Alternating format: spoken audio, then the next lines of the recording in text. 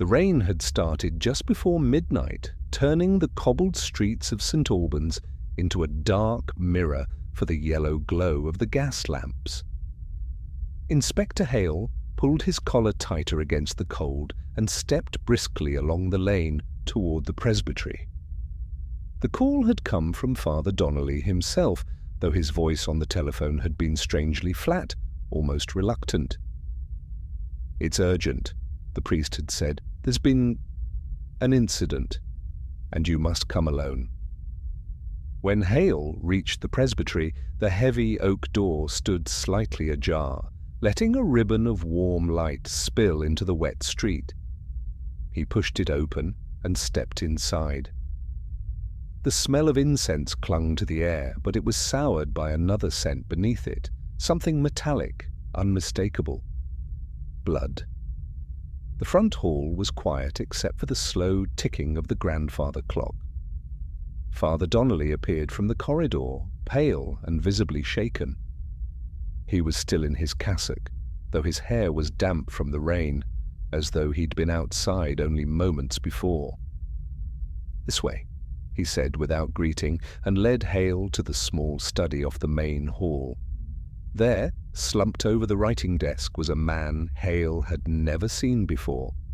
The victim was in his 40s, dressed in a fine grey suit, with his head resting sideways on the blotter. A thin line of dried blood ran from the corner of his mouth to his chin, and his eyes stared glassily at the brass desk lamp. The cause of death was not obvious. No bullet wound, no gash, no sign of a struggle. The window was locked from the inside. The only door was the one Hale had just come through, and the rain outside had washed the night clean of any footprints. But the most unusual thing was lying on the floor beside the desk, a small silver whistle on a thin red cord, the sort one might expect to find on a school sports field, not in a priest's study. It looked new, polished, and entirely out of place. "Who is he?" Hale asked quietly. "I don't know," Donnelly replied too quickly. His eyes flickered toward the whistle, then away again. "I found him like this when I returned from locking the chapel." Hale bent over the body. The man's pockets had been turned out, though his gold watch still hung from its chain. No wallet, no identification, just a folded scrap of paper clenched tightly in one hand. Hale pried the fingers open and smoothed it on the desk. A torn fragment from a theatre program, with nothing on it but the title of a play, The Moon's Last Prayer, and the date from 2 nights ago. The inspector straightened and looked around. "And no one else came to the house tonight?" "Only you," said Donnelly. His voice was low, almost rehearsed. "I keep the doors locked after evening mass." The priest's calmness unsettled Hale. There was a stiffness about him, the kind that came from conscious control, like a man carefully minding his words. But Hale knew better than to press too hard at the outset. "We'll have the body taken in for examination," he said. "In the meantime, I'll need to see the rest of the house." They moved through the presbytery together. Every room was in order, every window bolted, every lock intact. The kitchen was cold and dark, the pantry neat. Upstairs, Hale found a small bedroom that clearly belonged to Donnelly, Spartan and immaculate, and a guest room with fresh linen on the bed. The wardrobe there was empty, save for a faint smell of cologne and an overlooked cufflink wedged between the floorboards. It was gold, engraved with the initials CR. By the time Hale returned downstairs, 2 constables had arrived to take the body. Hale gave instructions for the scene to be kept untouched and walked Father Donnelly to the doorway. "I'll be back in the morning," he said. Donnelly hesitated before answering. "Inspector, the church would prefer this matter handled discreetly. The press." He trailed off, then fixed Hale with a look that was almost pleading. "I'll handle it," Hale said, though his mind was already turning over the contradictions. A priest with a dead man in his study, a locked room setting, a theatre program, a silver whistle, and an unconvincing denial of acquaintance. The pieces were all here. They simply refused to fit together. Back at his office, Hale laid the evidence out on his desk. The whistle caught the lamplight, gleaming like a deliberate taunt. The theatre scrap was maddeningly vague. No address, no seat number, just the title and date. A call to the theatre confirmed that the Moon's Last Prayer had finished its short run that very night, and only one performance had been staged on the printed date. The box office clerk remembered a tall man in a grey suit, possibly the victim, who had come alone and paid in cash. Hale thought again of the cufflink and its initials. There were no local listings for anyone with CR matching the victim's description. A search of railway arrivals for the past 3 days might yield something, but that could wait until morning. What could not wait was the peculiar resonance of the whistle in his mind. It was too clean, too deliberate an object to have been dropped by accident. In the quiet of the office, Hale lifted it to his lips and blew a sharp note. The sound was high and piercing, and in the silence that followed, he felt a prickle at the back of his neck, as though the whistle was not just an object, but a signal, a call meant for someone who had not yet answered. Outside, the rain beat harder against the windows, and Hale knew he would not be sleeping that night. Somewhere between the priest's calm denial and the stranger's lifeless body lay the truth, and it was a truth the whistle seemed determined to summon. By the time dawn broke over St. Albans, the rain had thinned to a mist, and the streets were quiet again. Inspector Hale stood outside the presbytery, sipping from a paper cup of bitter coffee, while he waited for Dr. Evelyn Hart to arrive. She was not officially attached to the police, more of a trusted consultant with an uncanny eye for detail, but Hale had learned to bring her in early on the cases that resisted easy answers. She appeared without ceremony, striding up the steps with her scarf trailing behind her.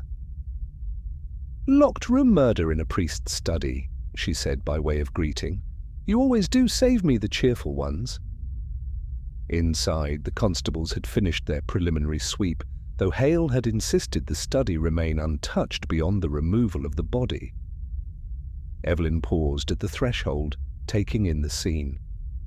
Her gaze was methodical, moving from the polished brass lamp to the neat rows of books, then settling on the empty space at the edge of the desk where dust had been disturbed. "Something was here," she murmured, crouching to examine the faint, rectangular outline. "A box, perhaps, recently removed." She straightened and turned to Hale. "You didn't touch this?" "Not a thing," he replied. Her eyes moved next to the whistle.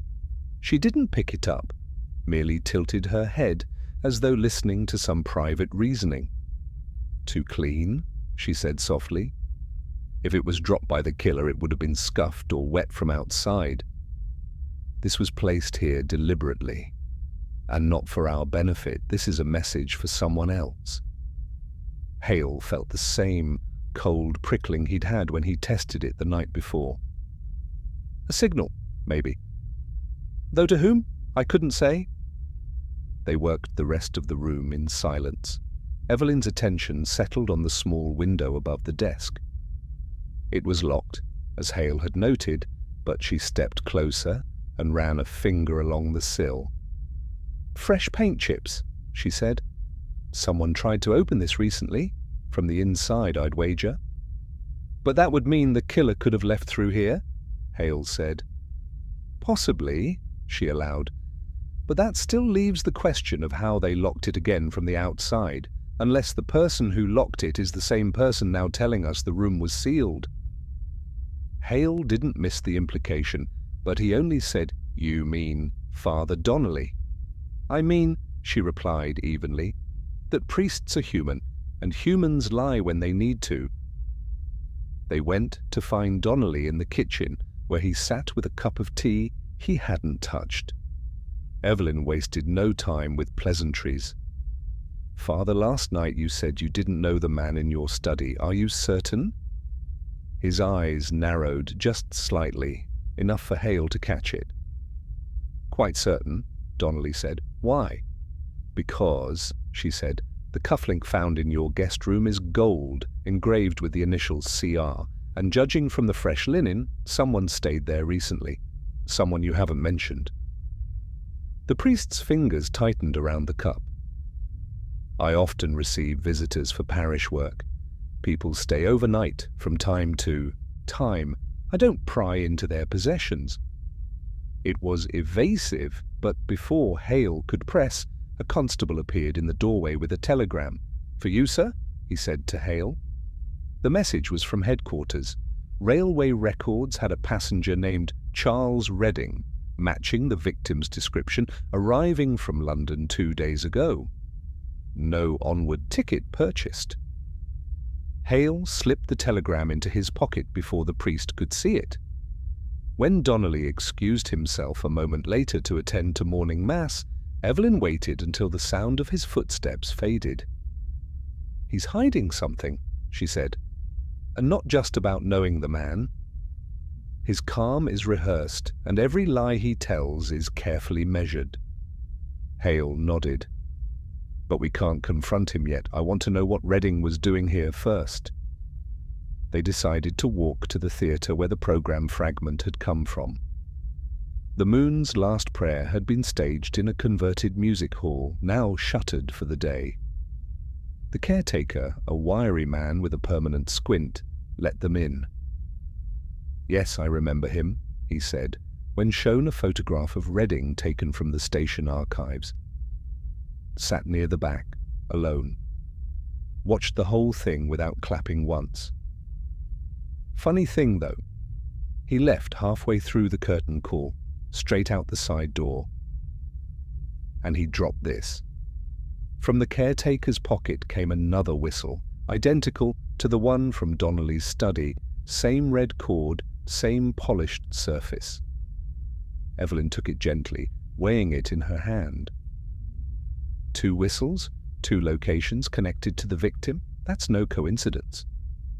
"Maybe they're part of the play," Hale suggested. The caretaker shook his head. "Not unless you count the actors using one in rehearsal weeks ago to signal the end of a scene change, but that was just for practice, not the performance." Outside, Evelyn walked in silence for several minutes before saying, "These whistles are for communication, but not in the ordinary sense. The killer, or Redding, was calling to someone, somewhere nearby.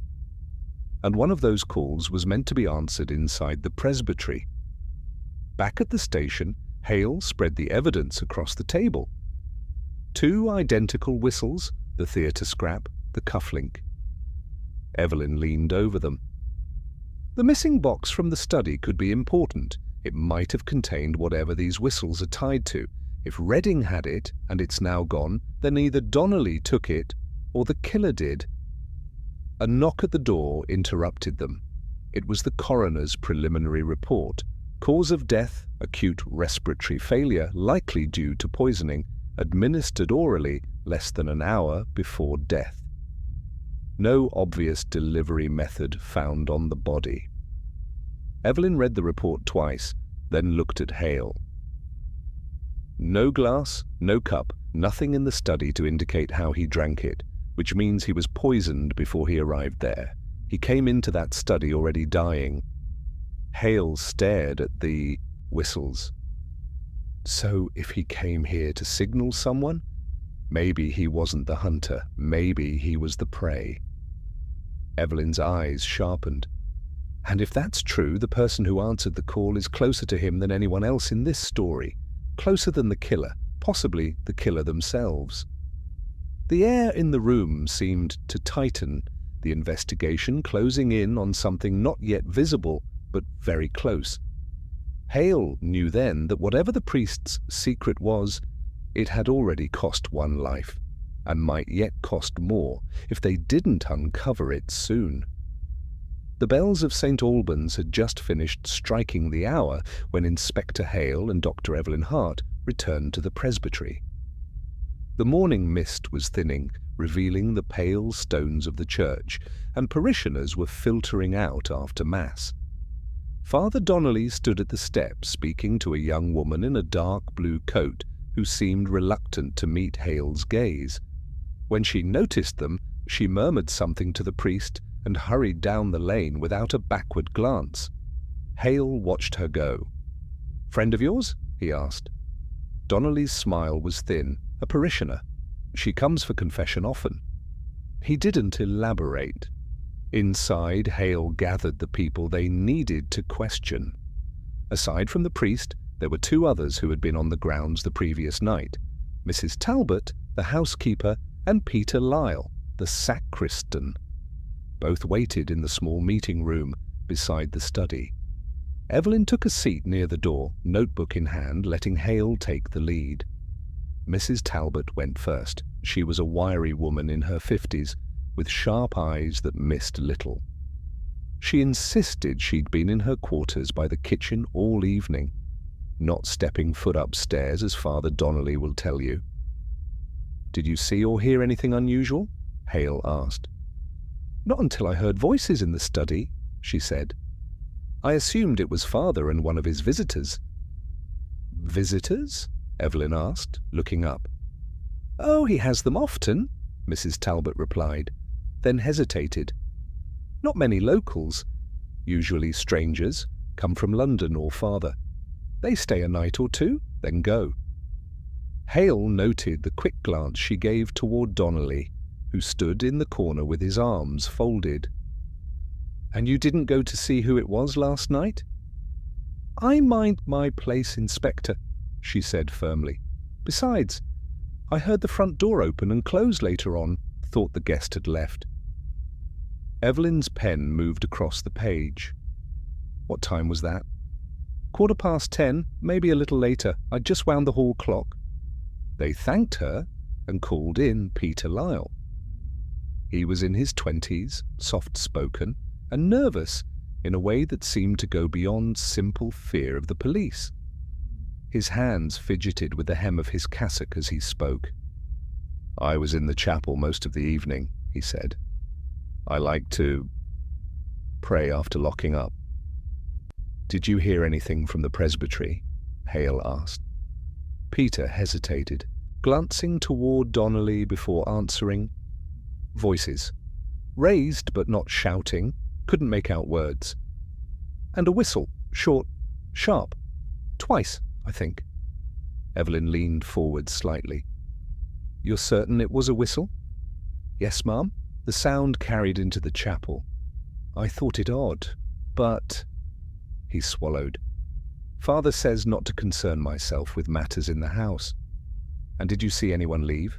Hale asked. Peter's eyes dropped to the floor. "No, sir. I went out the side door after prayers, straight home." When they'd dismissed him, Evelyn closed her notebook. 2 staff, 2 different timelines. Talbot hears the door after 10. Lyle hears a whistle, twice, and leaves without seeing anyone. If both are telling the truth, someone could have been moving through the presbytery while Lyle was in the chapel. "And Donnelly says he found the body after locking the chapel," Hale said, looking at the priest. "Which would put him inside the same time Lyle claims to have been there." The priest's expression didn't change. "I was in the side vestry securing the reliquary. Peter could easily have missed me." They broke for a moment, letting Donnelly step out to answer a call from the bishop's office. When he was gone, Hale turned to Evelyn. "That young woman outside this morning, something about her reaction when she saw us." Evelyn nodded. "She didn't just avoid your eyes, she accelerated her pace. My guess is she's connected to either Reading or the whistles. We should find her." But before they could act, a constable appeared with news. A man had come to the station claiming to know the victim. His name was Henry Colebrook, and he was waiting in the church courtyard. Colebrook was in his early 50s, well dressed, with the manner of someone accustomed to polite society. He identified the victim without hesitation. "Charles Redding," he said. "I've known him for years. We were in business together once, import and trade. Haven't seen him much lately." "What brought him to St. Albans?" Hale asked. Colebrook glanced toward the church. "He didn't say, but he did mention meeting someone, a man of influence," he said. "That was 2 nights ago when we met in London for dinner." Evelyn's eyes narrowed. "Did he mention a whistle?" Colebrook looked puzzled. "A whistle? Number—" He was more concerned about a small box he carried, kept it with him all evening, wouldn't let it out of his sight. Hale's pulse quickened. "What was in it?" "No idea, but he told me, half in jest, that it could buy a man's silence or damn him for life." That line hung in the misty air between them. Evelyn was the first to break it. "Mr. Colebrook, where were you last night?" "In London. I have witnesses if you need them." He hesitated, then added, "Redding was a complicated man, Inspector. He made enemies easily. If he's dead, it's not because of bad luck, it's because someone wanted what he had." When Colebrook left, Evelyn spoke quietly to Hale.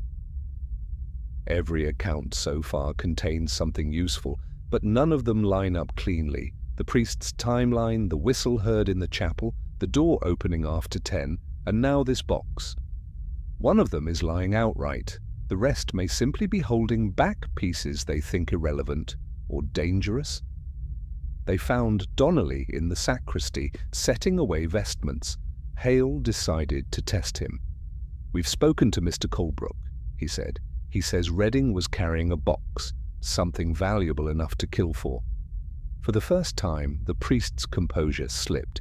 His hands paused mid-fold, and his eyes flicked toward the study before returning to Hale. "I know nothing about a box." It was too quick, too neat an answer. Evelyn didn't press, but Hale saw the faintest tightening in her jaw, the look she got when she was certain a thread had just revealed itself. When they stepped outside, the sun had broken through the clouds, casting long shadows across the courtyard. Evelyn stopped by the church gate and looked back at the presbytery. "They're all speaking in half-truths," she said. "Talbot knows more about these visitors than she admits. Lyle heard more than a whistle. Colebrook is too polished for complete honesty. And Donnelly—" She let the rest hang in the air. Hale finished it for her. "Donnelly knows exactly what was in that box, and if we find it, we'll know why Charles Redding came here to die." By early afternoon, the investigation had shifted from gathering facts to untangling them. Inspector Hale and Dr. Evelyn Hart sat in the station's small interview room, the table between them covered with notes, witness statements, and the few pieces of physical evidence they possessed. Outside, the rain had returned, drumming steadily against the windows as though urging them to hurry. Hale tapped the end of his pen against the telegram from London, confirming Charles Redding's identity and last known movements. "Every single one of them has a reason to want Redding dead," he said, "but the reasons point in different directions and the timelines refuse to settle." Evelyn spread out the witness notes. "Let's take them one at a time. Mrs. Talbot, the loyal housekeeper. On the surface, she's harmless, but she's the one who hears the door after 10. If that's true, it means Redding's body was in the study for some time before Donnelly discovered it. It also means someone was moving about the presbytery later than we thought. And if she's lying," Hale added, "it puts her somewhere she shouldn't have been, possibly near the study before the poison took hold." Evelyn considered this. Her motive? Maybe loyalty to Donnelly. If she thought Redding was a threat to the priest, she could have acted to protect him. Or maybe she knew what was in that missing box and wanted it for herself. Hale moved to the next file. Peter Lyle, nervous, quiet, practically folded in half under questioning. He hears a whistle, twice, but claims not to see anyone leave. If that whistle was a signal between Redding and someone else, Lyle might have been in on it, or trying to stop it. Evelyn nodded slowly. Fear could be his motive. If he thought Redding's presence threatened something, perhaps something in the chapel or in Donnelly's keeping, he might have acted to prevent it from getting out. Poison is the sort of method that suits someone who wants to avoid a confrontation. Hale set Lyle's file aside and picked up the last. Colebrook. Business partner, maybe ex-partner, and the only one to admit knowing Redding. His story is too neat. If Redding's mysterious box contained documents, evidence of wrongdoing in their business, it would give Colebrook reason enough to silence him. Evelyn leaned back, arms crossed. But Colebrook's alibi checks out so far. Unless he arranged for someone else to do the job, which opens another problem. How would that person know to be here, in a locked room, with a whistle as a calling card? They both glanced at the two identical whistles lying in the center of the table, gleaming faintly under the lamplight. Here's the trouble, Hale said.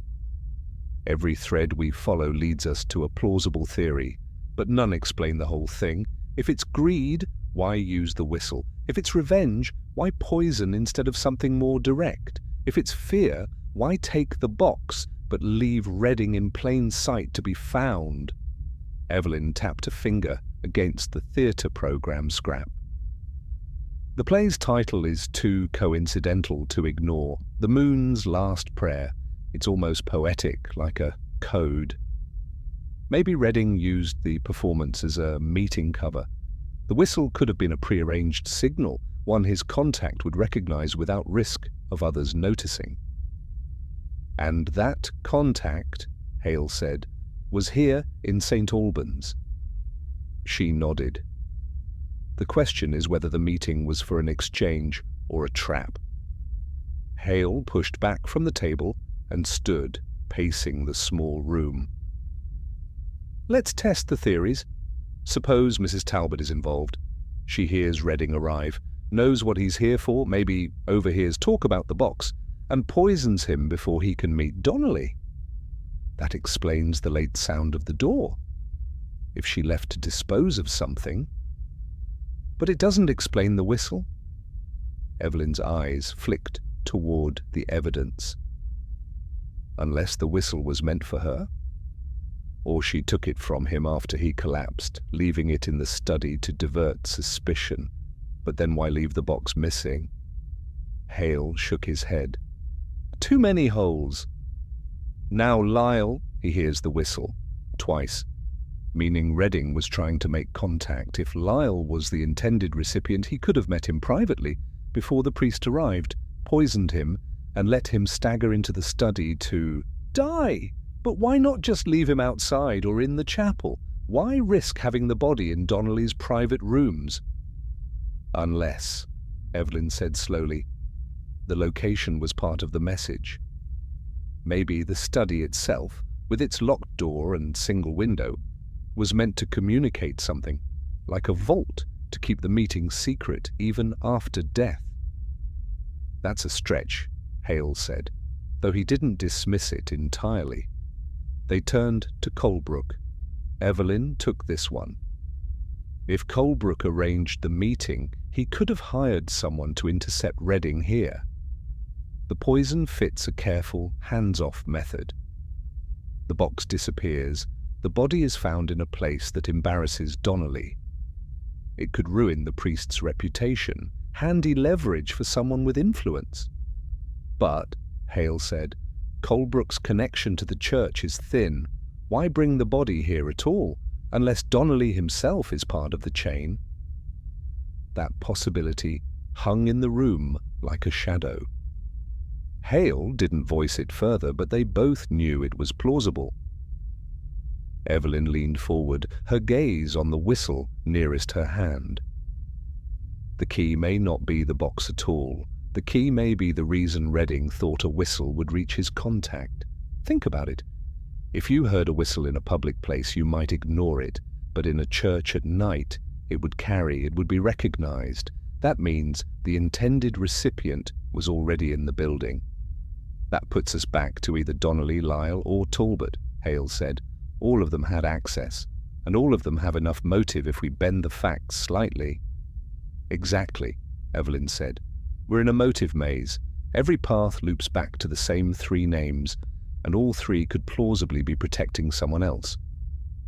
Hale rubbed his forehead. We need to flush out the truth without tipping them off. Someone in that house knows where the box is, and when we find it, we'll find the real motive. Evelyn smiled faintly.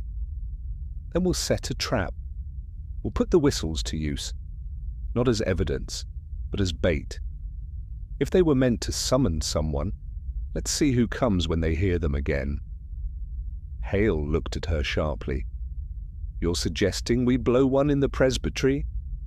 I'm suggesting we do it when they believe they're alone, she said. And we watch carefully to see who can't help but answer. Outside, the rain eased to a steady drizzle. The path through the motive maze was still hidden, but now they had something better than guesses. They had a way to see who would reveal themselves when the right note was sounded. And if Evelyn was right, the sound of that whistle might not just summon a person, it might call the truth straight to them. The rain had stopped by the next morning, leaving the streets washed clean, but slick with puddles. The presbytery looked almost peaceful under a pale sun, the shadows shorter now, less menacing. Inside, however, the atmosphere was electric. Inspector Hale stood in the cramped hallway with Sergeant Clay, who was practically vibrating with excitement. "We got it, sir," Clay said, holding up a small, cloth-wrapped bundle like a prize. "Found in the garden shed behind the presbytery, hidden under a stack of firewood." Hale unfolded the cloth to reveal a metal cash box, its lock broken. Inside lay a packet of letters, a handful of old theatre programs, and, most striking of all, a small vial with a cloudy residue clinging to its inner surface.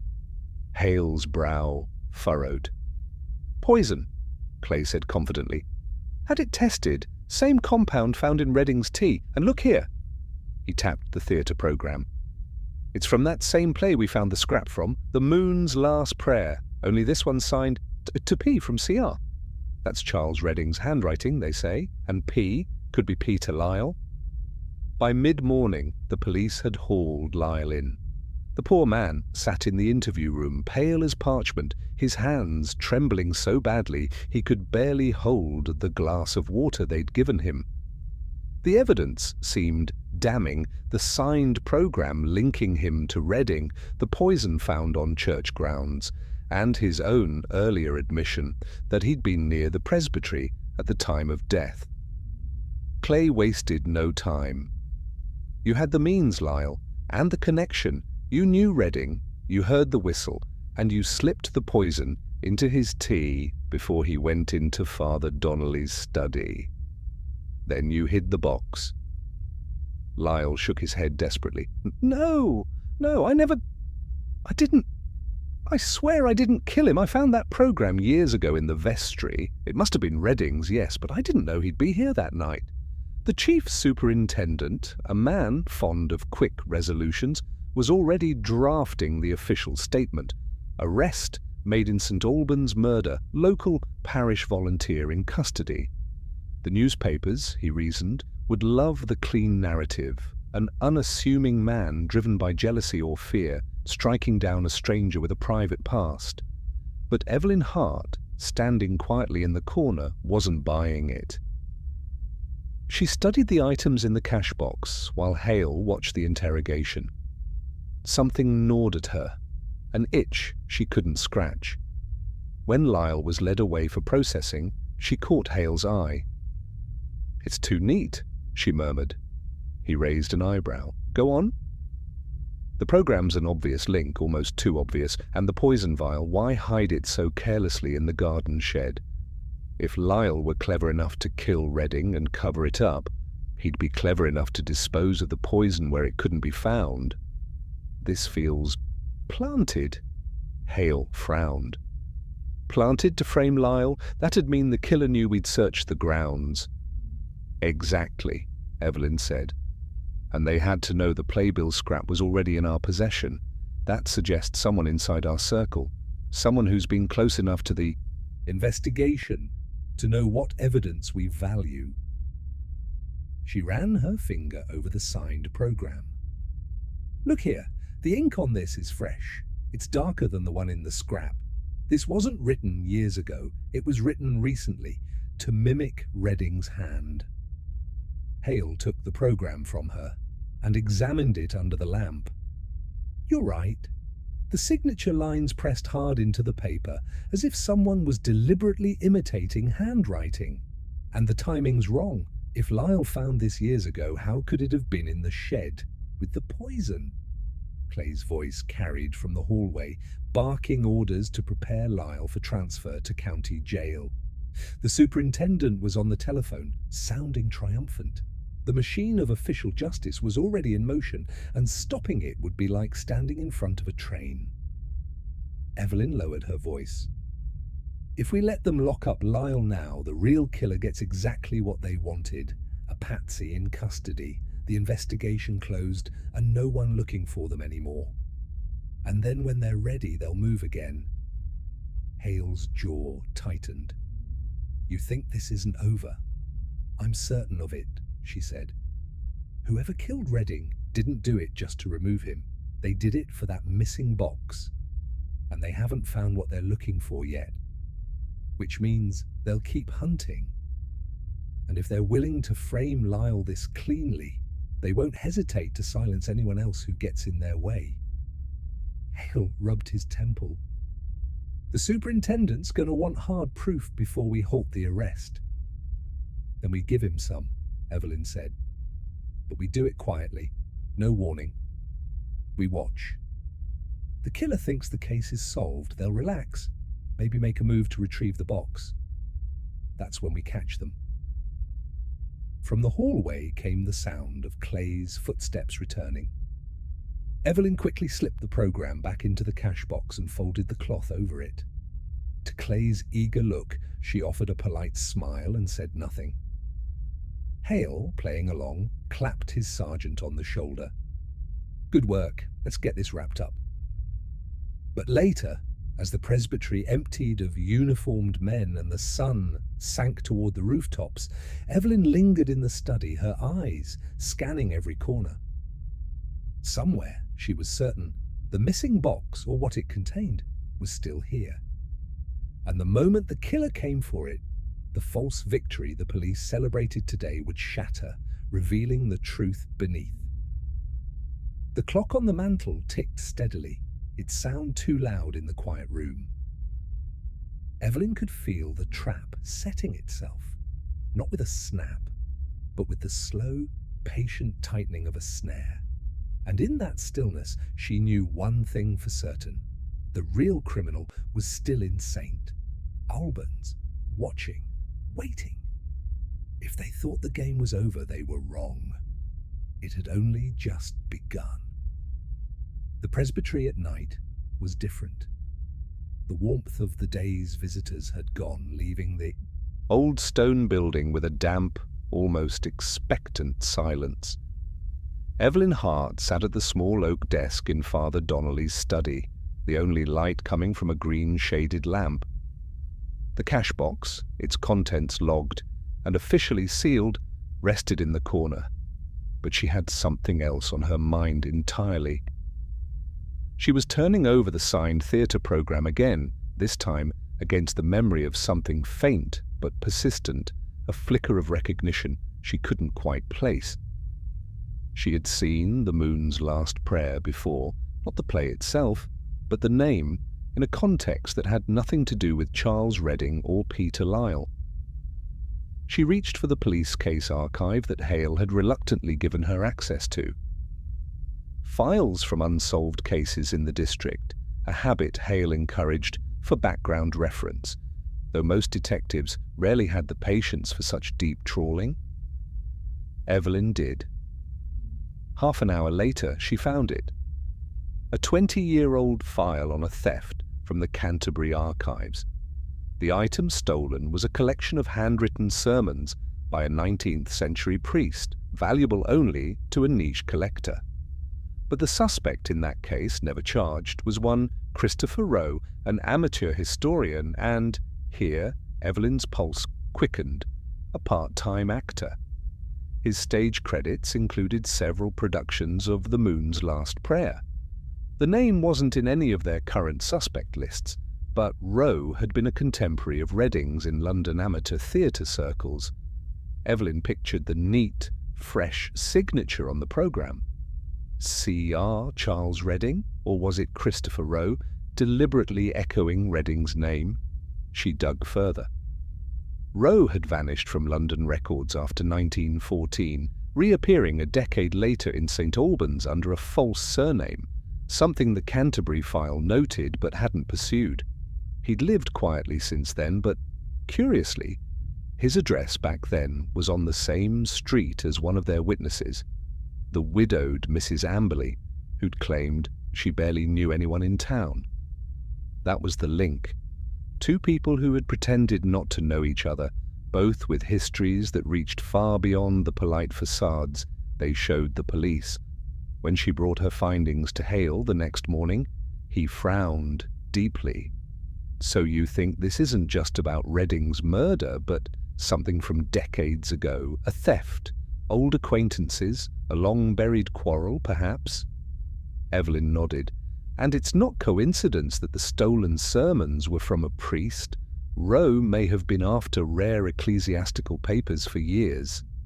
Redding arrives in St Albans, perhaps with something similar, in his possession, and ends up dead. Father Donnelly knew Redding's private work involved historical research. He may have even been helping him with church records." Hale tapped the desk. "And the missing box?" It could hold exactly what Rowe's been looking for all along. But if Rowe's working with Mrs. Amberley, or she's sheltering him, they've had ample opportunity to manipulate the evidence. They might have planted the cash box items in the shed to frame Lyle, knowing the police would pounce. The idea made sense to Hale, but the challenge was proof. Rowe had no formal record of conviction. Mrs. Amberley was respected, quiet, the kind of woman neighbours described as a dear soul. Without something concrete, the superintendent would dismiss it as theory. That evening, Evelyn walked the narrow, lamp-lit street where Mrs. Amberley lived. Her garden was tidy, roses pruned with precision. She could see movement inside, a shadow passing the parlour window. Another taller figure lingering by the curtains, too tall for Mrs. Amberley. She lingered in the shade of an elm, watching. The figure bent over something on the table, a box-like shape. Evelyn's chest tightened. It could be the missing one. Then, without warning, the curtains snapped shut. The next day, Hale quietly arranged for an unmarked watch to be kept on Mrs. Amberley's house. But Evelyn's instincts told her the real move wouldn't happen there. If the killer believed the investigation was over, they might try returning to the scene, the presbytery, to find whatever Redding had hidden. And the presbytery itself held an overlooked clue from the start. She remembered the strange, faint whistling note Mrs. Amberley had mentioned, the one Redding had heard that night and recognized. She'd dismissed it earlier as some quirk of memory, but now it clicked. Years ago, the Canterbury theft file described a similar detail. The night watchman had reported hearing a single, low whistle just before the theft occurred. He said it was like a signal between two burglars. It wasn't just sound, it was a calling card. Whoever whistled that night in the presbytery had been part of the theft years ago. That meant Redding wasn't killed randomly. He'd been silenced by someone from his own past, someone who had already crossed paths with the law over church relics. Someone patient enough to wait decades for the right moment. And now, Evelyn thought grimly, they were patient enough to wait in St. Albans until they got what they wanted. The shadow from the past had stepped neatly into the present. and the noose, if they weren't careful, would tighten around the wrong neck entirely. Evelyn decided the time had come to stop chasing shadows and start forcing them to move in the open. The usual interviews and quiet surveillance were yielding little. Rowe, or whatever name he was using now, was careful, and Mrs. Amberley had the reflexive composure of someone who had lied often and never been caught. If she pressed them directly, they would only tighten their guard. That evening, she sat in the presbytery study, staring at the green-shaded lamp and the neat stacks of papers. Her mind wandered to an old case from her training days, where the investigator had used a trick to unnerve a suspect, a method as much about theatre as about fact. What mattered wasn't the truth of the evidence presented, but how the suspect reacted when they believed they were cornered. Evelyn sent for Hale the next morning. "We're going to give our guests a little performance," she said. "We'll tell them we've found something in the presbytery walls, a hidden compartment in the very room where Redding died, and we'll make sure they believe whatever was in there is incriminating." Hale raised an eyebrow. "You're bluffing?" "Entirely, but it needs to be convincing. We'll hold a public announcement in the parish hall, invite the witnesses back under the pretext of assisting with final identifications. Then I'll drop the news into conversation as if it slipped out unintentionally." 2 days later, the parish hall smelled faintly of polish and dust. The long table was laid out with mundane objects from the case, the cash box, Redding's notebooks, the theatre programme. Father Donnelly arrived first, followed by Mrs. Amberley, who wore her best black coat and a pearl brooch. Lyle came reluctantly, muttering about wasting time, and, lastly, a thin, silver-haired man Evelyn recognized from her watch team's photographs, the tall figure seen at Amberley's window. Introduced as her distant cousin from Kent, his voice was quiet, his handshake dry and brief. Christopher Rowe, without a doubt. Hale played his part well. While leafing through Redding's notes for Mrs. Amberley's benefit, he said casually to Evelyn, loud enough for the room to hear, "Shame we can't show them what you found in the wall." Evelyn feigned irritation. Best not to discuss it yet. That was enough.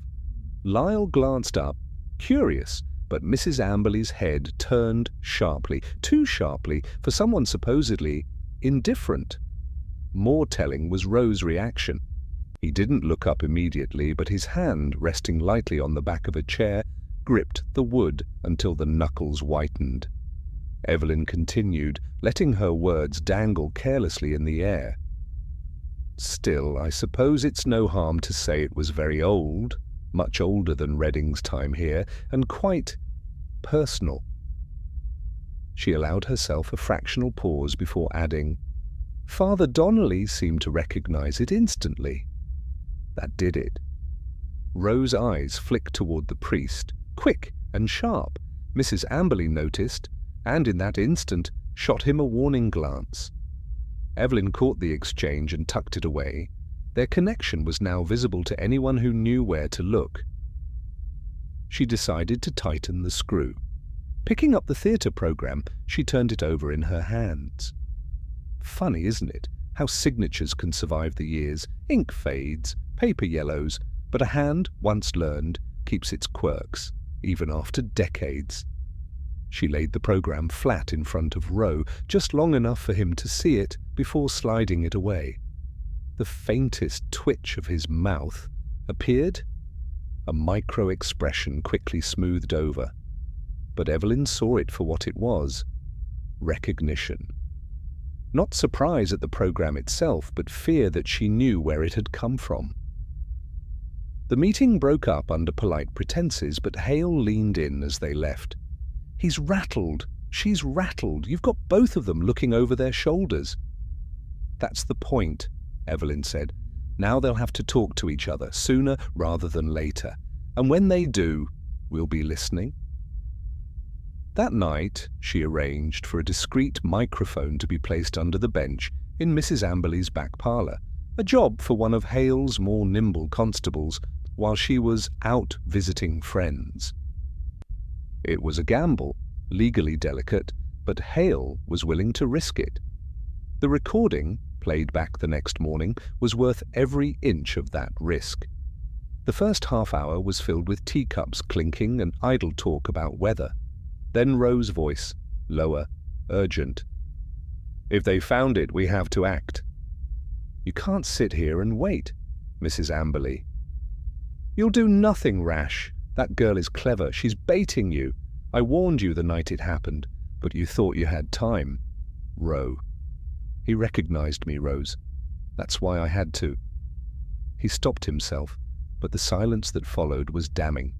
It wasn't a confession in full, but it was enough to crack the careful facade they'd both maintained. Evelyn smiled grimly as she replayed the fragment. The bluff had worked. The unconventional clue hadn't been the planted discovery in the wall. It was the pressure it created, forcing a slip in a conversation they thought was private. The trap wasn't fully sprung yet, but now she knew exactly where to set the bait next.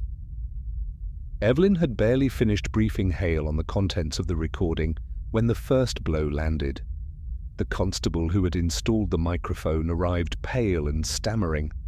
"Ma'am, it's gone, the device. Someone's been in Mrs. Amberley's parlour. No sign of forced entry, no damage, just gone." Evelyn's first instinct was anger, but she quelled it. Whoever had removed the microphone had known exactly where to look. That meant two possibilities. Either someone had been watching her team closely, or one of her own had leaked the location. The second blow came an hour later. Hale walked into the station's back office holding a small, brown evidence envelope, or rather, what was left of it. It was empty. "The theatre programme," he said grimly. "We left it here last night, locked up with the rest. This morning, the envelope slit open, contents missing." Evelyn swore under her breath. The programme wasn't just a relic from the parish charity event. It bore handwriting she was almost certain matched an old theatre account book linked to a decades-old disappearance. It was the only tangible thread between Rose's shadowy past and Redding's death. Now it had vanished. For the first time since she'd taken the case, Evelyn felt the unpleasant tug of being outpaced. Someone inside their circle, or inside their station, wasn't merely hiding the truth, they were actively erasing it. She ordered a full audit of the evidence room. Each constable swore they had seen nothing unusual. The logbook showed no unauthorized access, but the signatures on two separate pages, one for the program, one for the microphone, were written in the same unfamiliar, careful hand.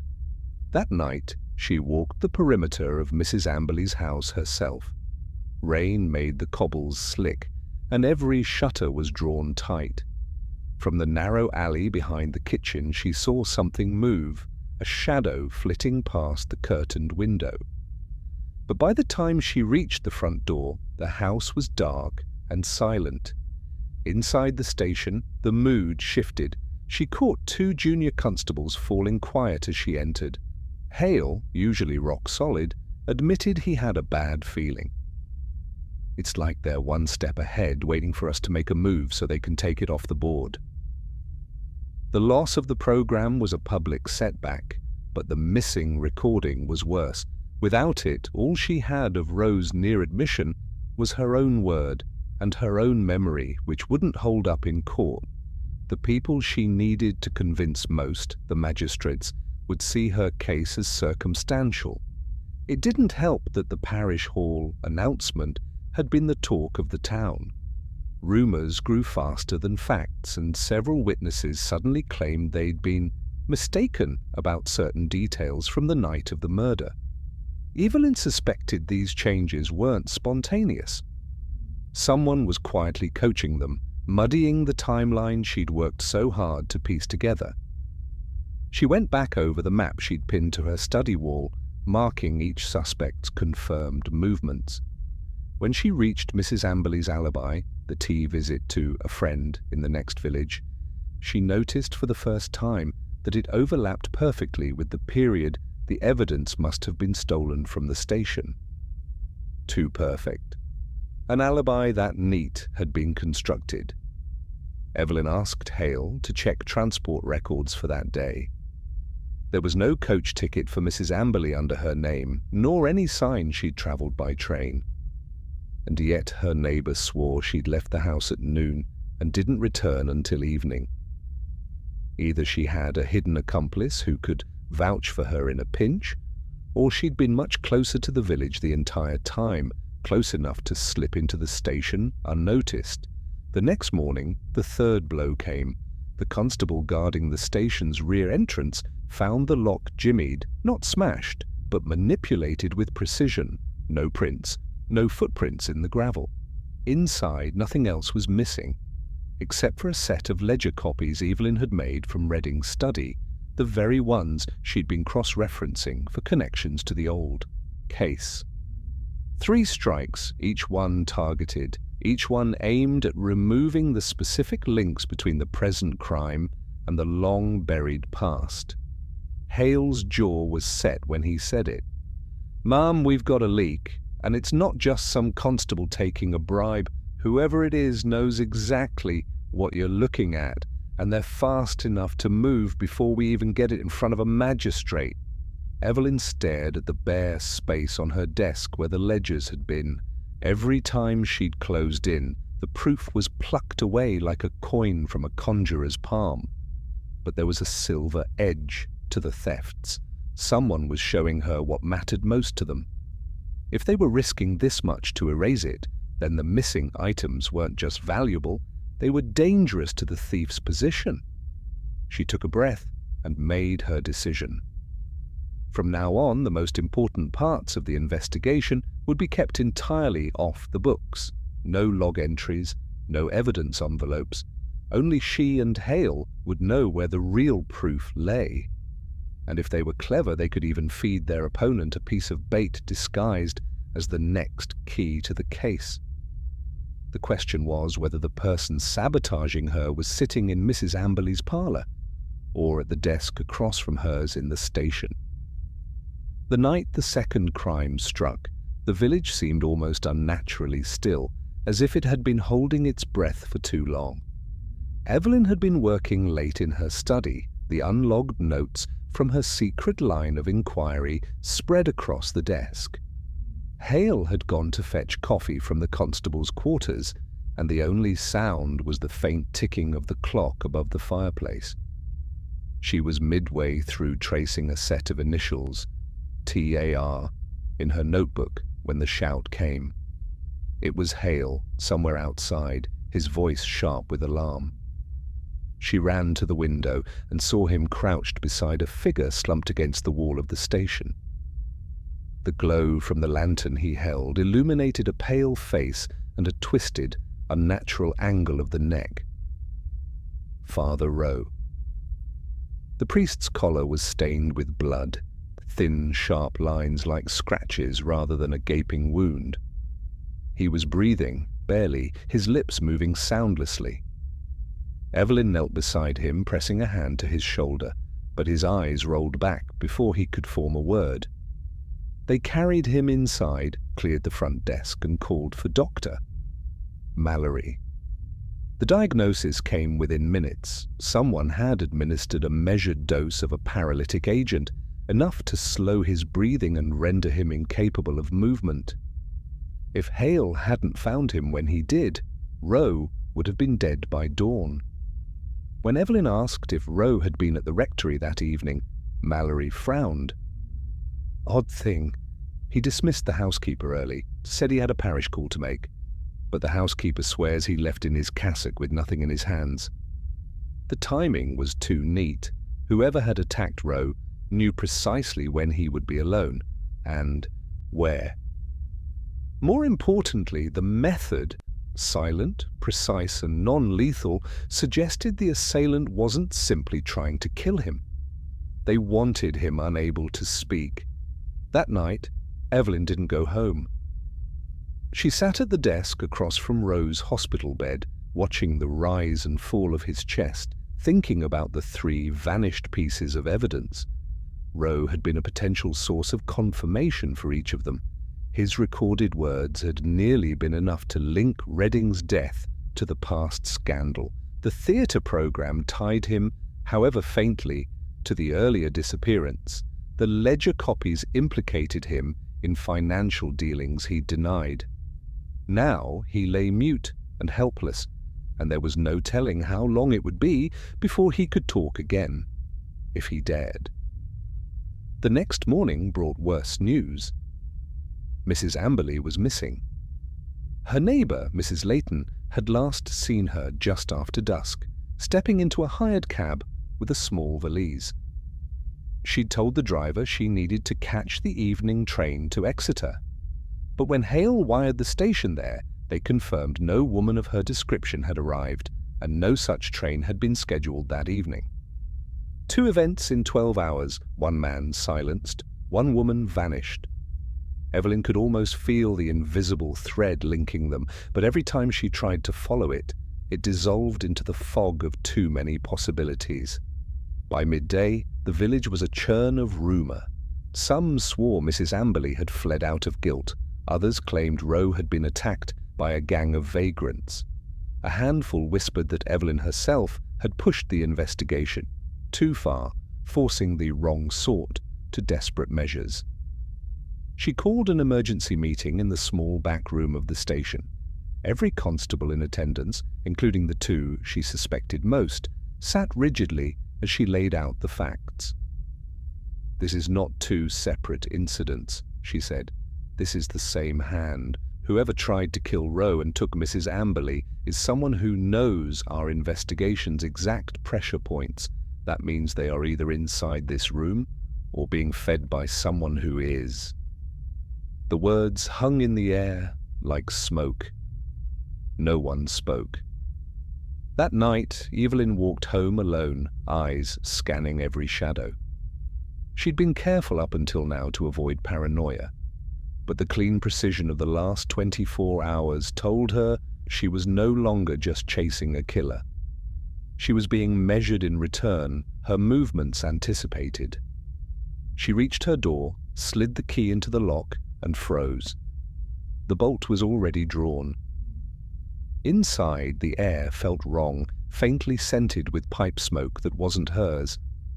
On her desk, the papers she had left in a careful order were scattered, as though someone had rifled through them in haste. The bait she had been preparing for the saboteur, the fake ledger page, was gone. She realized with a cold clarity that the real danger now wasn't merely losing the chance to prove the first murder. The one orchestrating this was moving toward something larger, faster.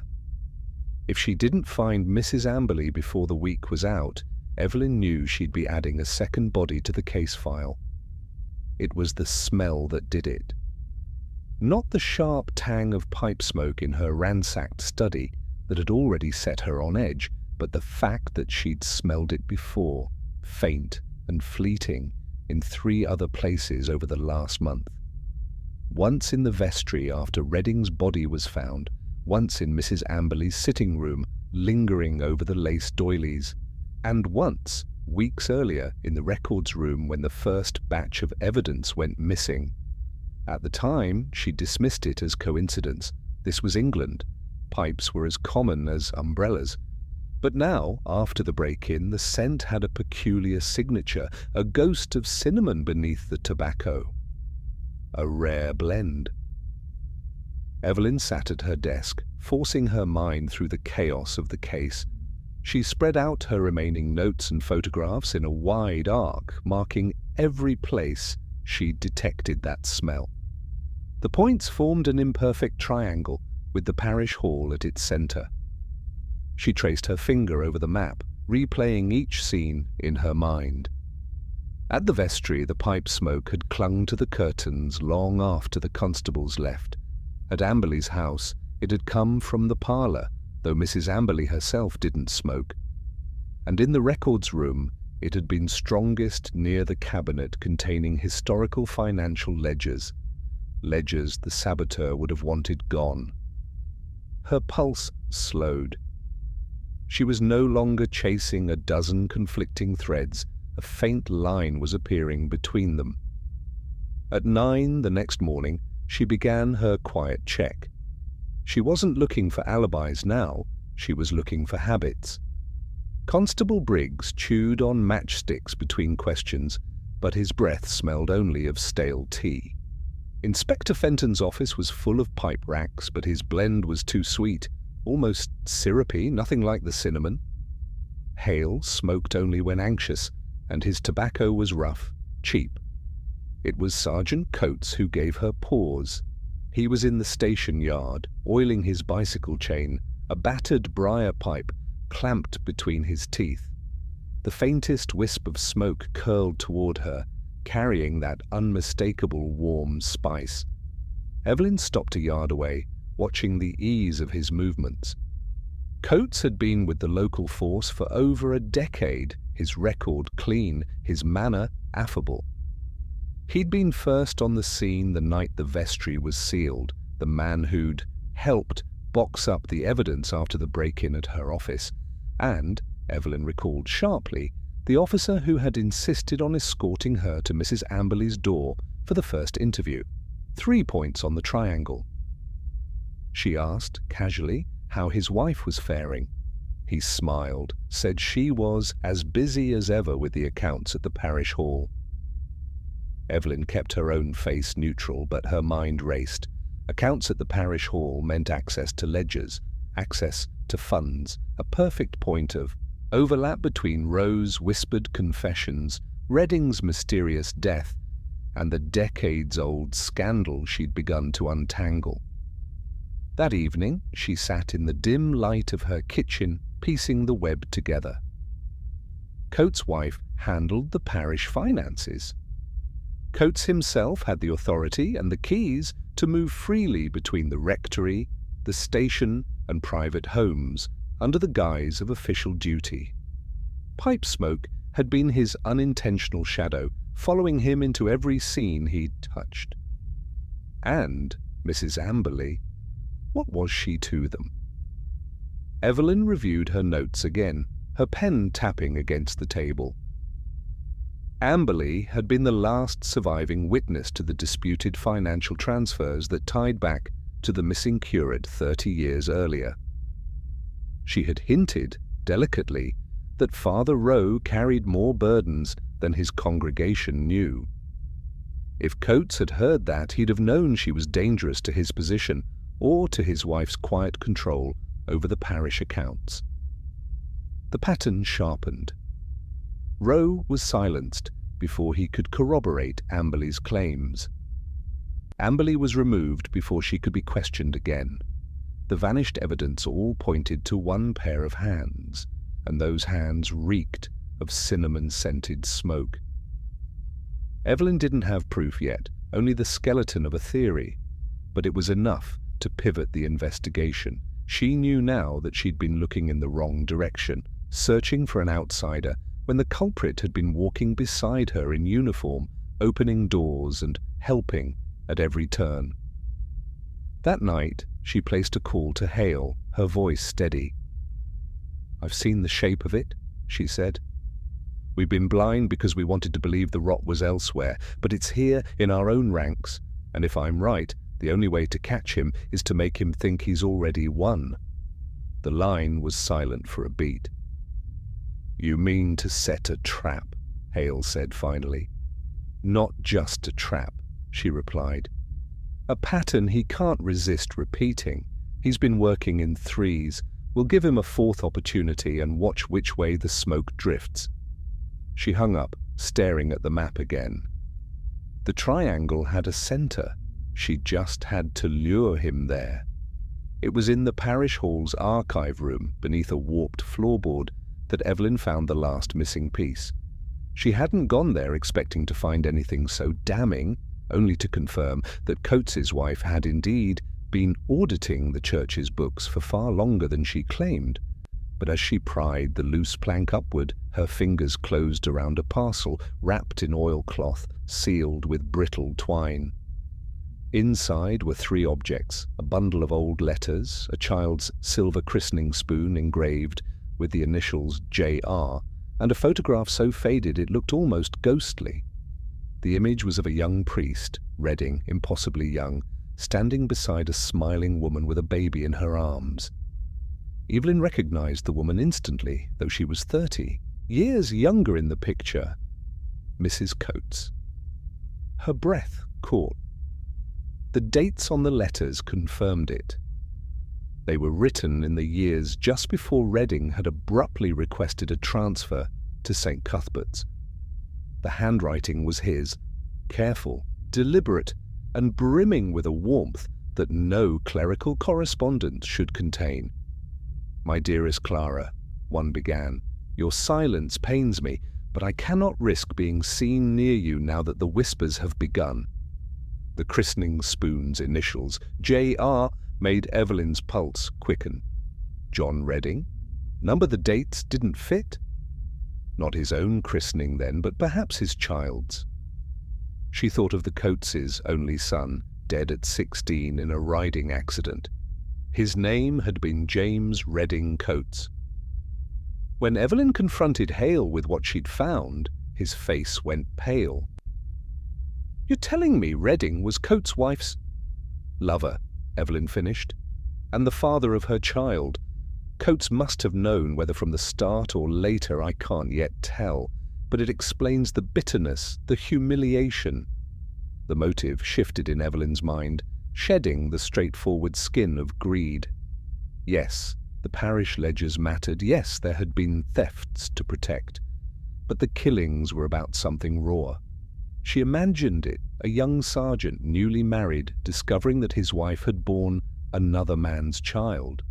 Not just any man, a priest, sworn to celibacy, trusted by the entire parish. A scandal that could destroy them both if revealed. And so it was buried, smothered under decades of silence. But silence breeds rot. When Father Rowe began speaking to Evelyn about old wrongs and unspoken sins, Coates must have realized the risk. If the past came out, the shame would resurface, not just for him, but for his wife's memory, their family name, their place in the parish. And Redding? Perhaps Redding had tried to make amends in some private way. Perhaps he'd threatened to confess, to set the record straight before his own health failed. Either way, Coates couldn't allow it. Amberley's role became clearer too. She'd been a friend of Clara Coates in her youth, one of the few who might have guessed the truth about James's paternity. Evelyn could picture the scene now. Amberley, after Evelyn's first visit, making some offhand remark about the priest's burdens within earshot of Coates. A remark that to her was harmless, but to Coates was a warning bell. It wasn't money that drove him to kill. The thefts were a means to an end, removing evidence that connected his wife to Redding through the parish accounts she once helped manage. The real motive was the preservation of a carefully constructed illusion. He'd built his life on the story that James was his, that his marriage had been unblemished, that he'd been the wronged party in nothing. And beneath it all, there was love, or something twisted that once had been love. Evelyn saw it in the way the oilcloth parcel had been kept, not destroyed. Coates hadn't burned the letters or discarded the spoon. He'd hidden them, as though unable to part with the proof of betrayal. Hatred and longing had grown together in him, tangled so tightly they were indistinguishable. When Hale asked, "Why kill now after all these years?" Evelyn didn't hesitate. "Because Rowe's illness made him reckless," she said. "He wanted to unburden himself before he died, and Redding's own conscience, or perhaps his vanity, was pushing him to tell his side. The past was stirring, and Coates couldn't bear the thought of anyone else knowing, Not after carrying it for 30 years. The thought made her skin prickle, not because of the violence, but because she could see dimly the man Coates had once been. A young husband betrayed, perhaps mocked behind his back, standing at the edge of a scandal he couldn't control. She could almost understand how that wound had festered until killing seemed, in his mind, like protection. Almost. But then she pictured Amberley's still body in her chair, Roe gasping for breath in the dark vestry, and any trace of sympathy evaporated. Whatever pain Coates had suffered, it did not excuse the deliberate silencing of two people, and the manipulation of everyone who had trusted him. Evelyn placed the photograph back in its envelope, sealing it with a calm precision. "The trick now," she told Hale, "is to make him speak it aloud. He's carried the secret like a weight around his neck. If I can loosen his grip just enough, he'll let it slip himself." She didn't say the other thought pressing against her mind, that for Coates, confession might feel like relief. That in some deep, unacknowledged corner of himself, he might want someone else to finally know. The wind off the moor was sharp that evening, pressing against the stone walls of St. Cuthbert's like an unseen crowd. The parish hall was lit only by the lamps Evelyn had insisted on, warm, low pools of amber light, leaving corners in shadow. She wanted the place to feel intimate, safe, almost conspiratorial. The table between her and Coates held just 2 cups of tea and the battered oilcloth parcel she had unearthed. He came in wearing the same guarded expression he'd worn through every interview. The upright, dutiful sergeant, now older, weathered, a little weary of the fuss. But Evelyn saw the flicker in his eyes when he noticed the parcel. His hand twitched, too slight for most to notice, but she caught it. "I thought you should see these before I hand them to Inspector Hale," she said. "Perhaps you can explain them better than I can." She didn't push the parcel toward him, not yet. Instead, she sipped her tea and let the silence lengthen like a noose. He sat, leaning back, his hands clasped on the table. "I expect you found something you think matters." "It does matter," she said, her voice calm. "Oh, photograph, letters, a christening spoon with your wife's initials and Father Redding's son's name, all hidden under your floorboards. You've been carrying them for over 30 years. His jaw tightened, but he said nothing. Evelyn continued, "Amberley knew part of the story, enough to make a remark that frightened you. Roe knew more. And Redding had been wrestling with his conscience for years. If they spoke, the truth would come out. You couldn't have that." Coates' gaze drifted to the parcel. She let him look. "You've built your life on a version of events in which your marriage was untouchable, your son entirely yours. That's why the thefts, the killings, they weren't about money. They were about keeping the past dead." His voice was low when he finally spoke. "And what would you know about any of that?" "Enough to know that carrying a wound that long makes it fester," she said. "Enough to know you loved her still, loved her enough to keep those things instead of burning them, and hated her enough to kill for her memory." The words landed like stones in a pond, ripples spreading across his face. "I didn't kill for her," he said too quickly. "I killed because there was nothing else left to do." She didn't flinch. "Then tell me exactly what you mean." The trick now was to keep her voice even, her posture open, like a confessor rather than an accuser. Coates looked down at his hands. "I found out before James was born," he said. "I knew he wasn't mine, but I couldn't leave her. Couldn't stand the thought of her alone, or people knowing. So I kept it quiet, told myself it didn't matter." He swallowed. "But it did matter. Every day. I looked at him and I saw, not me, not my blood. And when he died, there was nothing left, just the secret. Then Redding. He had the nerve to come to me last winter. Said he wanted to speak the truth before he went. Said the boy deserved to be remembered properly. I told him if he said a word, I'd... He stopped himself, but it was too late. The air between them was taut now, the room smaller, closer. Evelyn leaned in slightly. "You'd what?" He let out a bitter laugh. "You know what I'd do. You've known since you found those things." Hale stepped out from the shadows in the far corner, the uniformed constable just behind him. The sound of boots on the old wood made Coates turn sharply, his expression hardening. "You been recording this?" he asked, though there was no real outrage in his tone, just resignation. "I needed your words," Evelyn said quietly. "Not the circumstantial trail, the truth from you." For a heartbeat, she thought he might lunge for the parcel or even the door, but instead he leaned back in his chair, eyes on the ceiling. "She never loved me the way I loved her," he said, "but I kept her safe. I kept us all safe, until they started opening old wounds if they'd just let it be." "They didn't die because they spoke," Evelyn cut in. "They died because you couldn't bear the silence ending." His eyes snapped to hers, and for a second she thought he might argue. But then his shoulders sagged, and something in him seemed to fold inwards, as though the weight he'd carried for decades had finally crushed him. "All right," he said, "you've got what you came for." Hale moved forward to cuff him, reading him the charge, but Coates didn't resist. As they led him out, he glanced back at the parcel on the table, just once, and with an expression Evelyn couldn't quite name.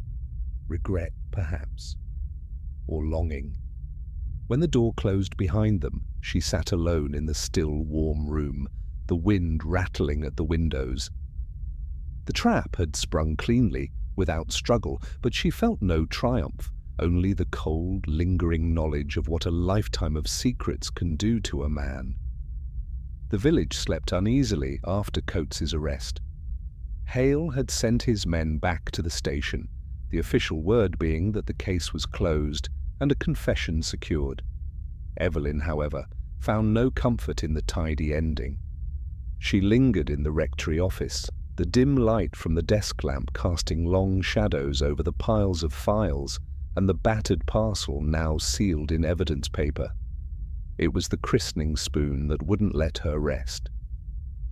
She had examined it again after Coates was taken away, sterling silver, engraved with his wife's initials and the boy's name. But the hallmark had a date stamp that didn't fit. It wasn't from 30 years ago, as Coates's story would require. It had been made just last year. Her pulse quickened. If the spoon was recent, then someone else had placed it under Coates's floorboards. Someone who wanted it found. She reached for the evidence photographs, flipping through them with quick, deliberate fingers. The bundle of letters, supposedly from his wife, had been written in a hand that looked right at a glance, but the ink on two was too fresh, and there was the faint scent of lavender on them. Not the faint, musty ghost of lavender kept for decades, but the pungent bite of new sachets. "Good God," she murmured. The pieces began to realign, snapping into place with cruel precision. If Coates hadn't hidden the items himself, someone had planted them. Someone who knew his past well enough to forge it into a weapon. Her thoughts turned immediately to Margaret Henshaw, the housekeeper who had cared for the parish hall and rectory for over 25 years. She had been the one to find Rose's body, the one who had first mentioned Amberley's odd behavior before his death.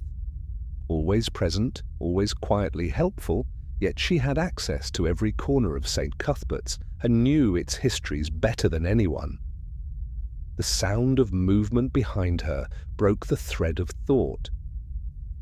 She turned, startled, to find Margaret herself standing in the doorway, her face pale but composed, a small revolver in her hand.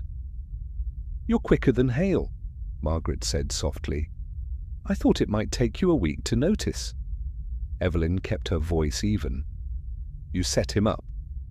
Margaret stepped inside, closing the door behind her. "He deserved it.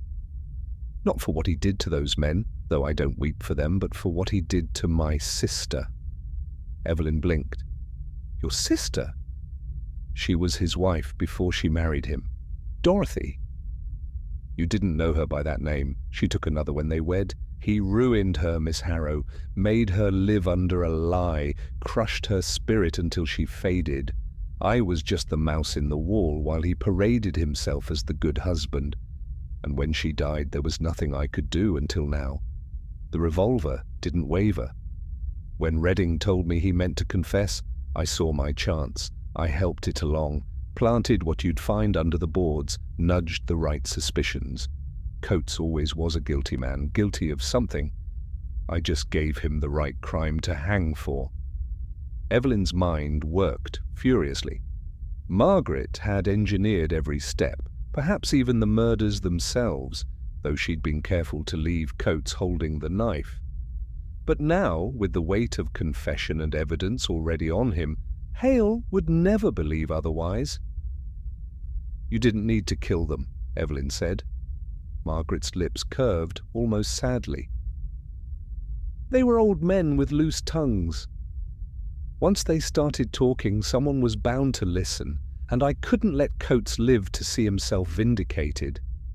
Evelyn's gaze flicked briefly to the window. Too far, too slow. She had no weapon, no escape without risking a shot.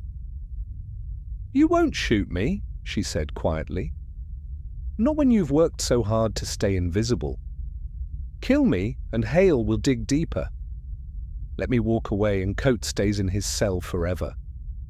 Margaret studied her for a long moment, then lowered the revolver slightly. "You're clever. I almost like you for it. But I can't have you undoing my work. You'll keep your silence, or you'll find yourself lying in the same place as Roe." Evelyn held her gaze. "We'll see." Margaret's smile was faint, brittle. She slipped the revolver into her coat pocket and stepped back into the dark corridor. By the time Evelyn reached the door, the hall beyond was empty, the echo of her footsteps already gone. Outside, the wind had risen again, rattling the old windows of the rectory. The official story would hold, at least for now. But Evelyn knew the truth had merely changed hands. It now belonged to Margaret, wrapped in malice and silence. And somewhere out in the night, the real puppeteer of St. Cuthbert's murders walked free, her vengeance complete. The case was finished in the eyes of the law, but for Evelyn it had only just begun. The early morning mist hung low over the village, wrapping St. Cuthbert's in a shroud of uncertainty that seemed to mirror Evelyn's own thoughts. The official story had been laid to rest with Sergeant Coates's confession, his quiet surrender, closing the case in the eyes of the law and the public. Yet, as she walked the narrow lanes beneath skeletal trees, Evelyn knew that the true story was far from over. Back at the station, Hale was finalizing reports, satisfied that justice had been served. But Evelyn sat alone in her dimly lit office, the faded photograph of the young priest and Clara Coates beside the oilcloth parcel resting on her desk. Her mind replayed every moment, every conversation, every glance exchanged in the parish hall and rectory. Margaret Henshaw's unexpected appearance and her quiet threat had shifted everything. She was no longer just the attentive housekeeper, she was the puppeteer behind the scenes, the architect who manipulated events to bury secrets that had festered for decades. Evelyn's instincts told her Margaret's involvement was far deeper than even she had confessed. She reviewed the evidence once more, focusing on the small details that had slipped past others. The scent of lavender on the forged letters, the subtle, deliberate choice to use fresh ink and paper, was not simply to mislead, but to imprint a signature of femininity.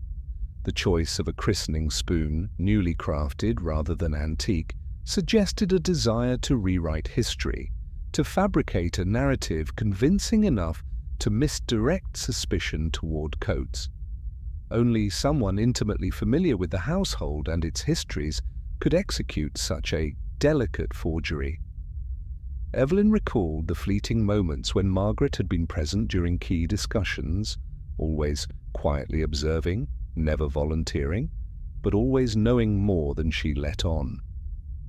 She had steered conversation subtly, nurturing the growing mistrust between Evelyn and Coates, planting seeds of doubt that blossomed into suspicion. The Night Row was paralyzed. Who else had the access and knowledge to administer a toxin that left no outward marks? The housekeeper, the only person who moved freely through the rectory unchallenged, and Mrs. Amberley's disappearance. It was no flight nor accident. It was a calculated removal, silencing a witness who threatened to unravel the carefully constructed facade. Margaret's cold efficiency left no room for mercy. Despite the weight of these realizations, Evelyn understood the practical constraints. Coates's confession would stand in court. The parish and villagers wanted closure. To reopen the case based on circumstantial suspicion against the beloved housekeeper risked fracturing a community still healing from scandal. Yet Evelyn could not let the truth be buried again. She resolved to keep Margaret under quiet surveillance, gathering proof sufficient to expose the full scope of her manipulation when the time was right. Later that day, Evelyn convened a discreet meeting with Hale. Coates was the instrument, she said, but Margaret was the hand that wielded it. If we stop now, the real mastermind remains free. Hale nodded grimly. We'll watch her closely, no mistakes.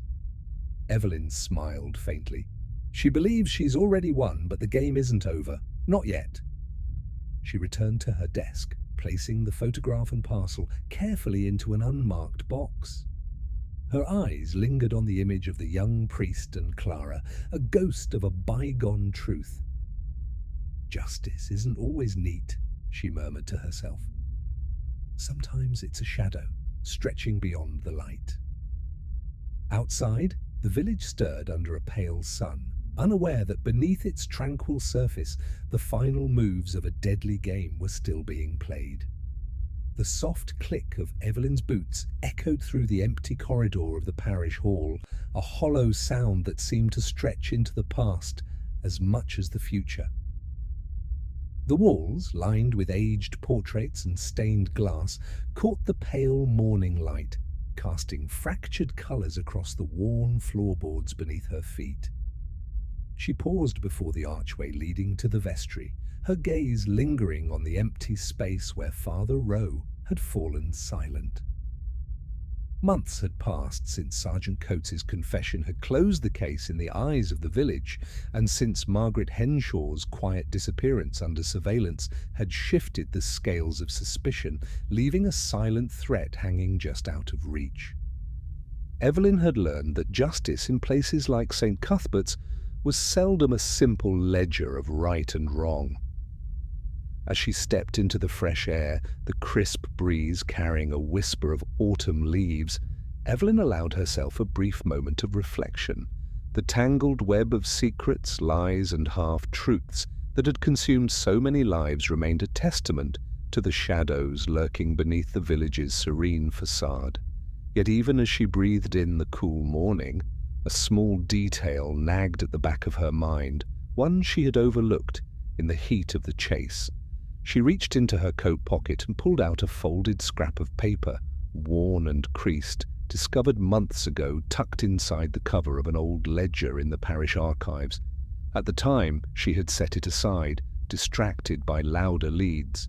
Now, under the weight of everything uncovered, its cryptic message seemed to pulse with new urgency. The note bore a simple, scrawled message. The serpent hides where the river bends. No signature, no date, just those words. She traced her finger over the ink, the curling script reminiscent of a hand she had glimpsed once, fleetingly. A hand that had signed some of the forged letters, perhaps, or the quiet caretaker who moved unnoticed through the parish hall's shadows. Evelyn's mind raced. The river that meandered past the village, the bend near the old mill long abandoned, the place no one visited since the scandal began. It was a place ripe for secrets. She folded the note carefully, slipping it back into her pocket. The case had official closure, the village's peace restored, but the shadows whispered still. There were questions unanswered, motives unexplored, and perhaps even darker truths lurking beneath the surface. As she walked away from the parish, the path winding toward the riverbank, Evelyn felt the familiar thrill of a new puzzle settling in her bones. The kind that demanded patience, insight, and relentless pursuit. The mystery of St. Cuthbert's had been solved, or so everyone believed. But as any good detective knew, the end was only the beginning. And somewhere, just out of sight, the serpent waited.